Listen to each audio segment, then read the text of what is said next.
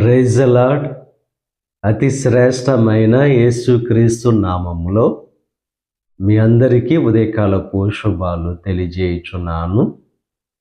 ఈరోజు దేవుడు మనకు అనుగ్రహిస్తున్న అతి శ్రేష్టమైన వాగ్దానము మొదటి దినవృత్తాంతములు 22వ అధ్యాయము 16వ వచనాన్ని చదువుకుందాము.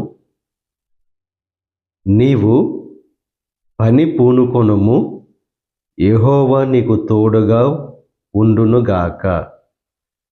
ఈరోజు దేవుడు శ్రేష్టమైన వాగ్దానం మనకు జీవితంలో అనుగ్రహిస్తున్నారు. ఏ పని అయితే మీ జీవితంలో జరగకుండా ఉందో ఆ పని విషయం మీద దేవుడు వాగ్దానం చేస్తున్నారు. పని పూనుకొనుము, ఆయన మీకు తోడుగా ఉండును. దేవుని యొక్క అనుగ్రహం, దేవుని యొక్క తోడు ఉంటే ఆ పని మన జీవితంలో జరుగుతుంది. ఎంత సమృద్ధి ఉన్నా, ఎంత సామర్థ్యం ఉన్నా, ఎంత జ్ఞానము ఉన్నా, మన జ్ఞానము చేత, సామర్థ్యము చేత, మనకున్న సమృద్ధి చేత పని జరగదు. కానీ దేవుని యొక్క తోడు, దేవుని యొక్క కృప ఉంటేనే తప్ప ఆ పని మన యొక్క జీవితంలో జరగదు.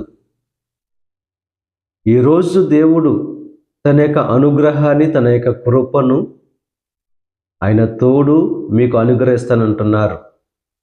ఏ పని అయితే మీకు జీవితంలో జరగడం లేదో, అనేక ప్రయత్నాలు చేసి విఫలమయ్యారో, ఆ పని విషయంలో దేవుడు వాగ్దానం చేస్తున్నారు. ఆ పని పూనుకోమంటున్నాడు దేవుడు. ఆయన తోడుగా ఉండి ఆ పనిని జరిగిస్తానని చెప్పి వాగ్దానం చేస్తున్నారు. దేవుడు లేకుండా, దేవుని యొక్క తోడు లేకుండా, దేవుని యొక్క అనుగ్రహం లేకుండా ఏ పని కూడా మన జీవితంలో జరగదు. బాబేలు గోపురం దేవుడు లేకుండా జరిగించాలని ప్రయత్నం చేశారు. వారు విఫలం చెందారు.